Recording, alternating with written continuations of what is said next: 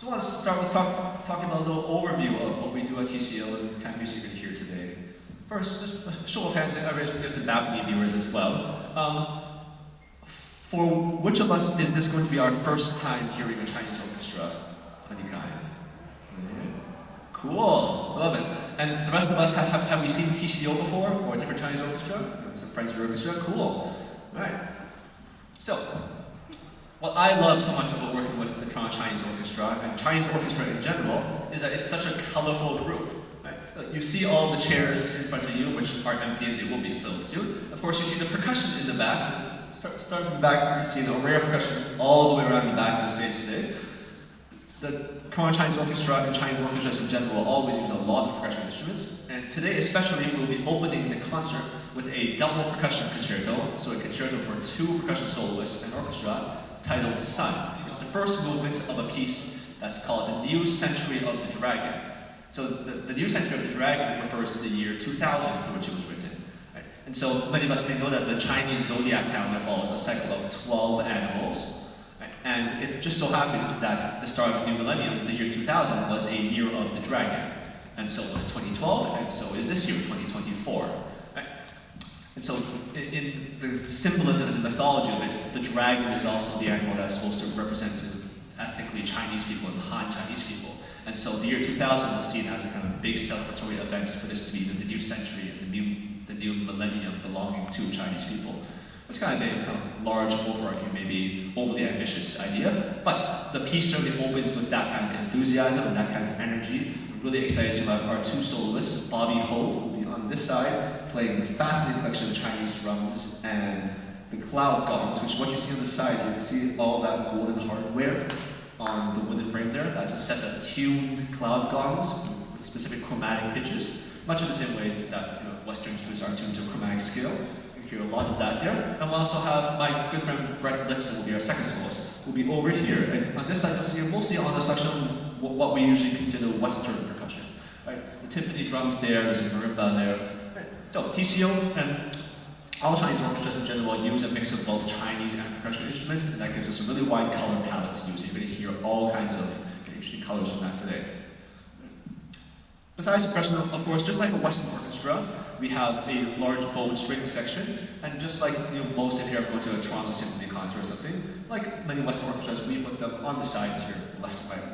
Where we are sitting right now, you'll see our cellos and basses, and on this side, you will see our Erhu and Zhongwu, our Chinese bowed strings, will be in the front here. We also have a wind section situated in the center back, kind of the same position they are in the Western orchestra, and there we'll have a variety of flutes and other more interesting wind instruments that we'll hear when we get to the concert. And then in the center of the orchestra, we will have the section that is unique to the Chinese orchestra, which is the plucked string sections, right? So a large variety of instruments such as pipas and rans, lute, and guitar-like instruments, as well as, you may see over here, it's probably not, those are the back that you might be able to see. We also have a guzheng in the middle here, which is a plucked instrument that lies vertically, and then we have a mallet struck plucked instruments next to it, the yangqin, which is also in the plucked strings family. So those are the 4 instrumental families of the Chinese orchestra: the percussion, the bowed strings, the plucked strings, and the winds. Right? And our repertoire really allows all of these instrumental sections to shine in their own right. As we go through the program today, you'll hear each section get its own solos. We have lots of wonderfully talented soloists, both in front of the orchestra, you'll see, we'll talk about in a little bit, as well as soloists within the orchestra that are able to bring their individual talents to the orchestra. And that really is one of the things that makes TCO such a special and such a vibrant place, is the abilities and the talents that so many of our players are able to bring to the repertoire that we like to play.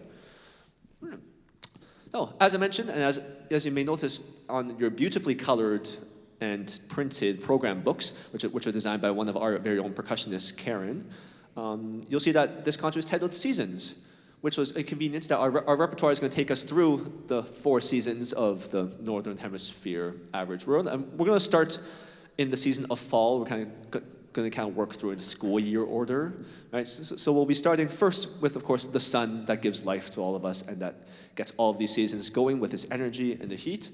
And then from that, we're going to move on to a piece called Moonlit River in Autumn, which is, in Western terms, a nocturne. A nocturne is a usually gentle, soothing lyrical piece written for the evening, right? Not quite a lullaby, it's not meant to lull you to sleep, but in this case, it's a piece that is certainly going to provide a great opportunity for different orchestra members and different instrumental sections, especially the winds and the bow strings in this case, to show off their lyrical playing. And we're looking forward to that as well. After we've gone through Moonlit River in the autumn, we'll be arriving at the winter time. In this case, we're going for a Canadian version of what winter is. And the piece that we're going to be playing is by Matthew, titled Whiteout. And so this is a piece that has kind of existed in quite a few forms now, Matthew, hasn't it? Yes, since 2018. I guess it was originally our music director, Patty Chan, asked me to compose a piece for the Sound of Dragon Music Festival in Vancouver. And that was March or April of 2018, so about 6 years ago now. It was for six performers. And since then, it's been expanded upon for larger ensemble after the small ensemble, and now it's for full orchestra. So yeah, it's been, I'd say there's maybe about 4 or so versions of that song now. Yeah. Nice. So I very much enjoyed working on Matthew's music over the past year.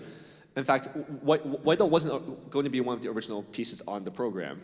Right? So before we had the full concert theme, we're just looking at repertoire. Right? We had hit every other season, and I thought, we have no piece for winter, do we?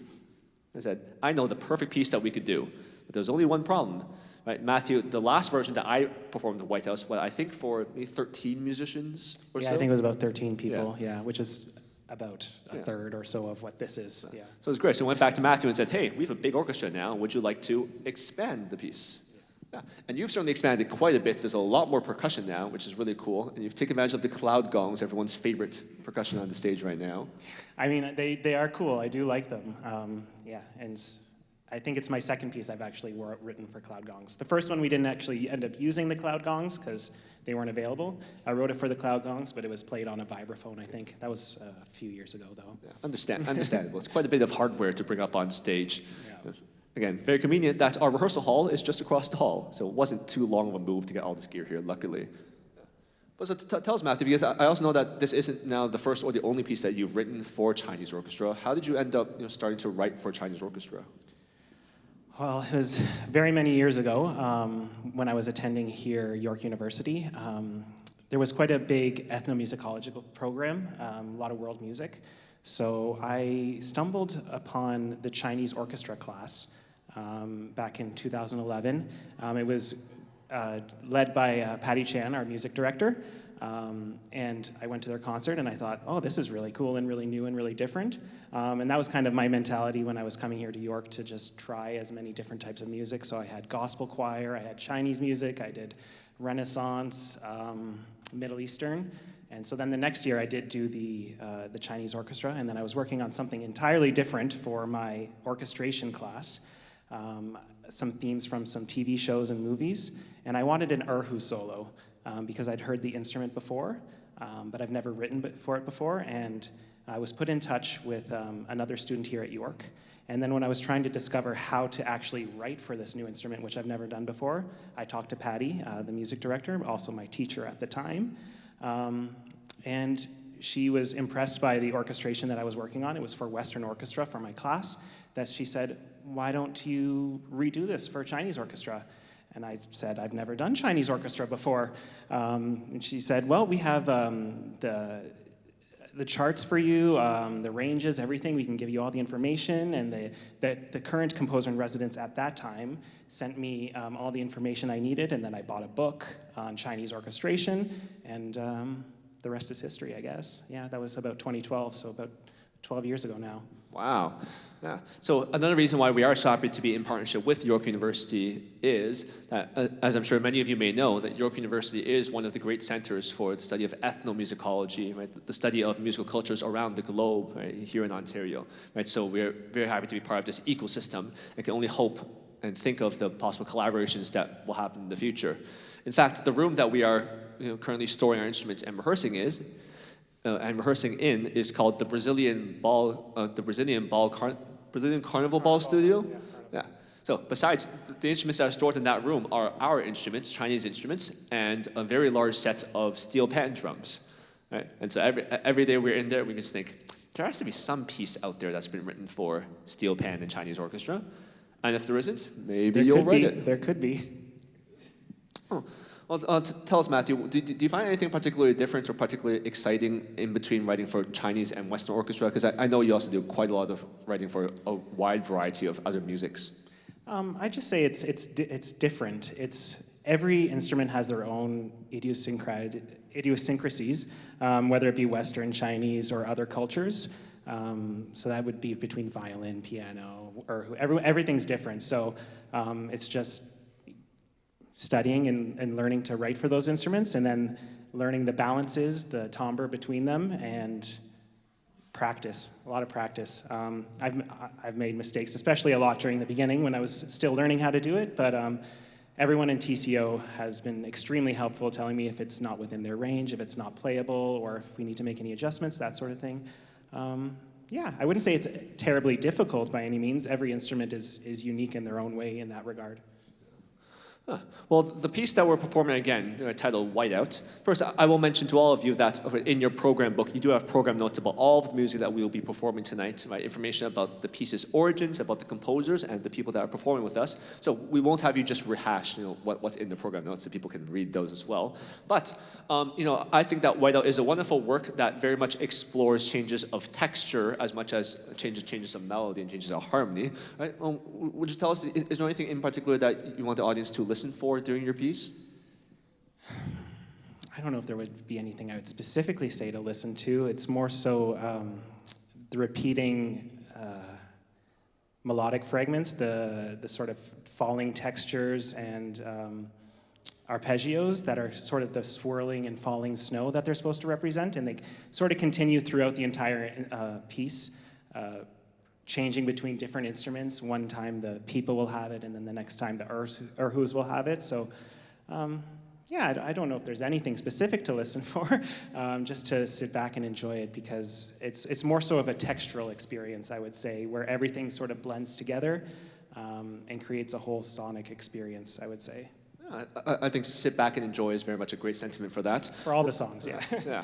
Well, as you hear our performance tonight, you're going to hear some pieces that, like our percussion concerto at the start, that some pieces are going to really grab your attention, are going to be vibrant, are going to be loud, quite loud. If you're sitting in the very front rows, you're kind of in the splash zone for that, and you very much will feel quite a force of sound coming at you. And we're also going to have pieces like Matthew's and like the previous piece before that, Moonlit River and Autumn, that are going to invite you to sit back and enjoy and let the sounds come to you.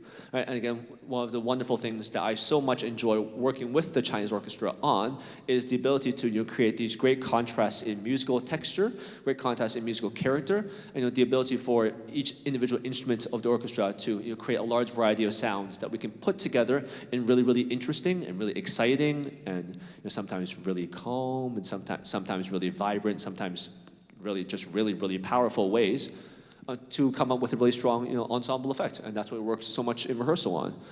I was going to say thunderous for summer. Thunderous, that's a good one. For summer, yeah. Yeah.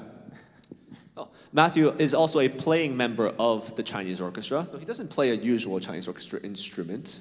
No, I play the bass clarinet.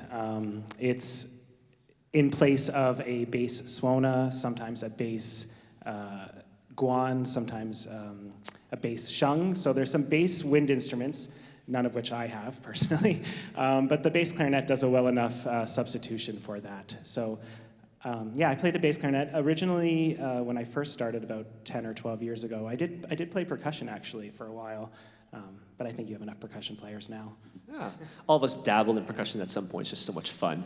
But certainly, as Matthew mentioned, if you were ever to see a Chinese orchestra performance, say in Taiwan, where many orchestra members visited last summer, or in Hong Kong, or in China, or in many of these diasporic communities in Asia, you will find a large number of instruments that we don't have on stage because they are rather hard to acquire, right? We do have some instruments that are hard to find anywhere else in Canada already, and we're very proud of the collection, especially of percussion instruments that we have gathered over the years, thanks to many generous donations and concert funding that have allowed us to build up an inventory of Chinese traditional instruments that we have. But we also are very happy to use replacements for these instruments when we need to. Right? And as a clarinet player myself, I'm totally okay with having a bass clarinet in the orchestra. I think it adds a wonderful sound, a wonderful texture, a wonderful range to the instrument. And over the last couple of years since I've been here, we've had clarinet clarinets and oboes and English horns that have joined the orchestra. I'd love to have a bassoon one day. I think that'd be a great mix. Yeah. But certainly in working here as part of our work in, again, our mission in expanding the repertoire of the Chinese orchestra and expanding the audience for it, I really believe in being able to incorporate these different instrumental voices in ways that may not fit exactly the so-called standard traditional profile of the Chinese orchestra. But I really think that the Chinese orchestra as a genre is an opportunity to expand, an opportunity to collaborate, an opportunity to bring together things that may not normally exist. It's worth mentioning at this point that, again, for those of us who are new to the Chinese orchestra as a genre, that it is a relatively young performing genre. Right? So, traditionally, Chinese traditional musics, Chinese folk musics, were what we in the Western world would call a chamber music genre. These are performed with small ensembles, right? Maybe 8 or 9 people at most, right? And these would be performed in locations such as people's houses, living rooms, salons, right? Or earlier courtly music, right? But a large instrumental ensemble format for Chinese music was really an invention of the 20th century.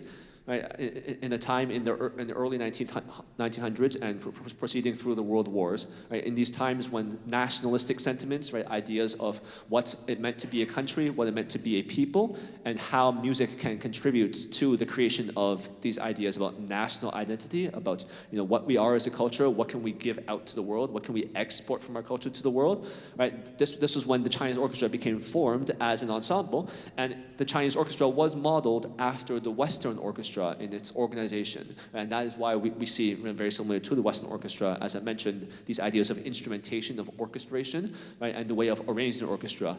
And so many of these things are very idealistic in terms of how we can adapt traditional Chinese musics and folk musics into this large ensemble format. And what you'll also hear throughout today's program is that we'll have works that are more folk-oriented, that more relate to those older musics that have been kind of revved up and expanded in these large forms. And we will certainly also have music that is much more contemporary in sounds, right? Music that was written specifically for this new large format Chinese orchestra, and music that really takes advantage of all of the instruments and all of the personnel that is available to a modern composer and a modern conductor for Chinese orchestra. We'll be ending the first half of the concert today with yet another concerto, and this will be a concerto for the pipa, which is a plucked lute instrument, the pear-shaped lute. But this will be played by our TCO and TCO chamber players, musician Wendy. And Wendy will be sitting right here where I am right now, in fact, right next to our associate conductor, Mike Liu, who will be conducting several pieces on this program.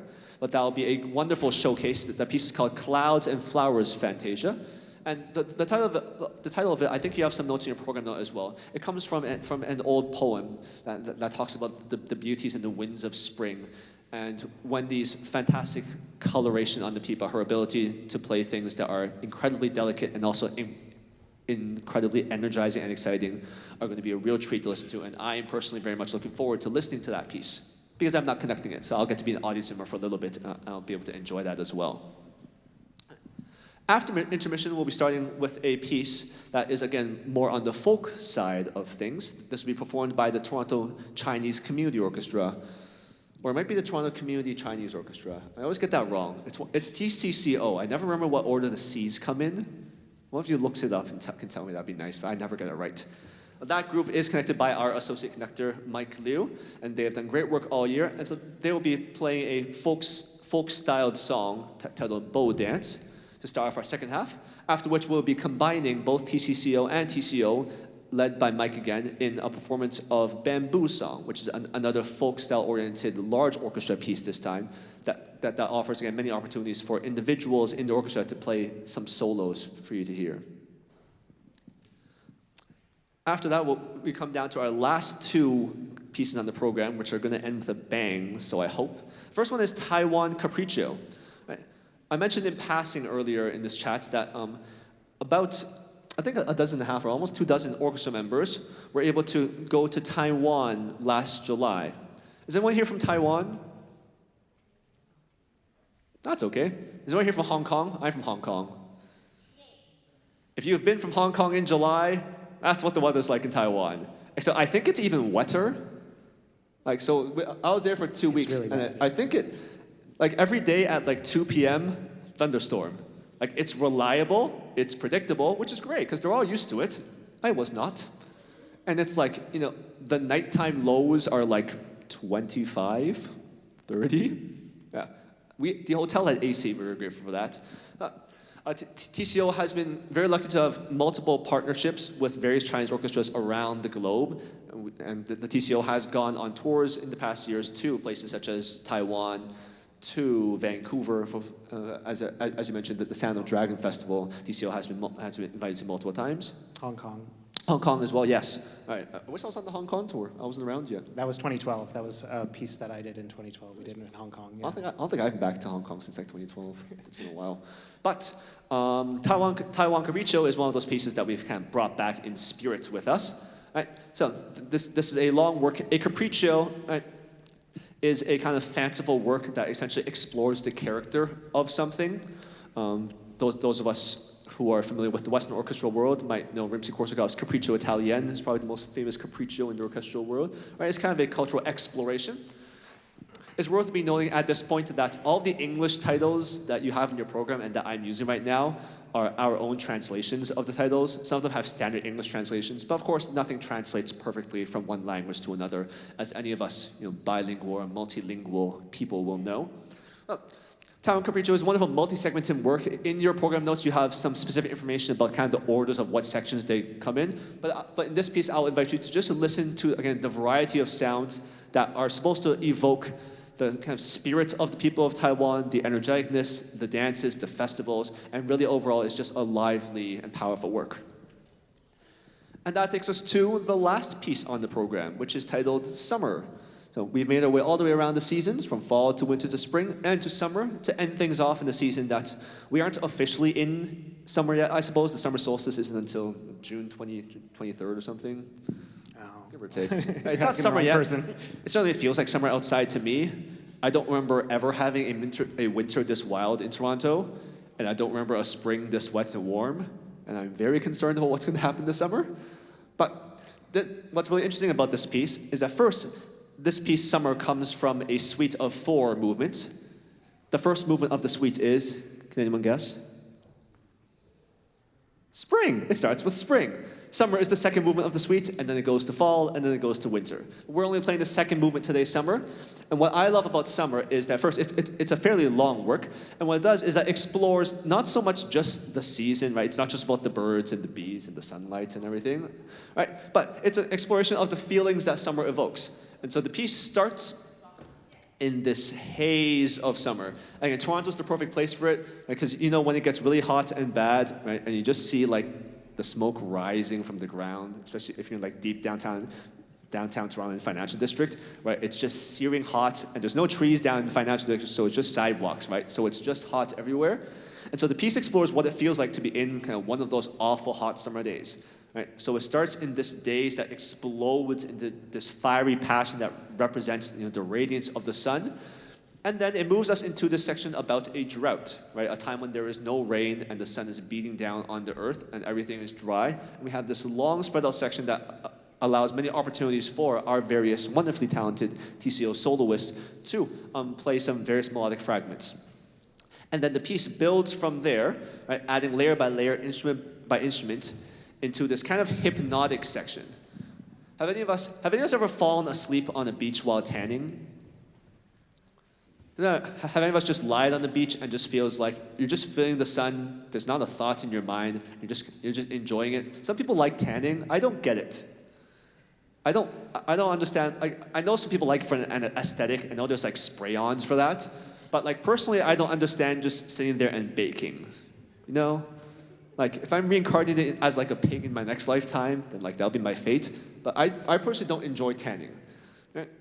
So for me, I imagine that the middle section of the piece, it's like you start on the tan, and then you just forget to get up.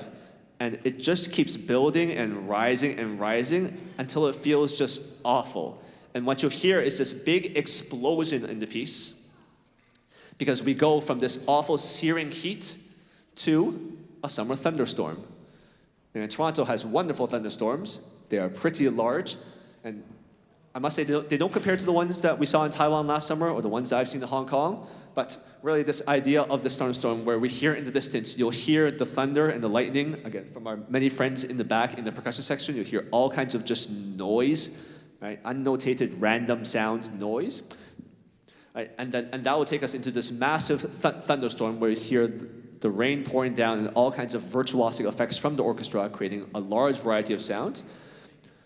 And at some point, you will hear that all taper down until you'll hear this beautiful song. And I don't want to give away too much, but what you'll hear is the clouds open, and this beautiful song of joy will come forth. And that song represents, after the rain has stopped and people can come back outside and the sun is shining and people are singing the praises for this beautiful summer day. And that takes us to a big finale. We'll hear the percussion come in one last time to bring the piece to a rousing finish. Right? I think it's going to be a great way to end off our program. You hear every section of the orchestra featured wonderfully. And on that note, was there anything else I was going to say today? We didn't come up with a script for this. Just very casual, yeah. And I think we addressed everything we talked about, yeah. I think we're doing well. What time is it? 7:14. Okay. Oh, we are working towards a 7:30 downbeat. The concert will start at 7:30 as on time as we can. So, we're going to end things off here. I want to thank you very much for coming out early to our pre-concert chat. It's been great to be able to share a little more about why I am so excited about the music that we're playing today, and hopefully give you a little bit of an idea of what we're doing and why we're doing. And I wish you all the best for enjoying what I promise will be a great night of music. I'd love to meet any of you afterwards as well in the lobby. If you have any questions, reach out to any TCO member. We'd love to talk to you about what we do and why we play. But I'm going to get dressed. I will not be conducting in this. I have something slightly fancier, which I hope everyone will like seeing. I love my suit. You'll see, I have this great Chinese suit. You'll see it. I look great in it. But Matthew's going to go back, grab his bass clarinet as well, and tune out. Yes. So thank you very much. If you aren't in the seat that you will be for the concert, we invite you to step up now and rearrange to your actual ticketed seats, as tickets are specified to the seat number in this hall. But once that's done, we'll be ready to start the concert. All right, I'm going to call the orchestra out, and they're going to come out and start tuning, and you're going to see their instruments start to come out. But thank you very, very much for coming out today. Thank you so much.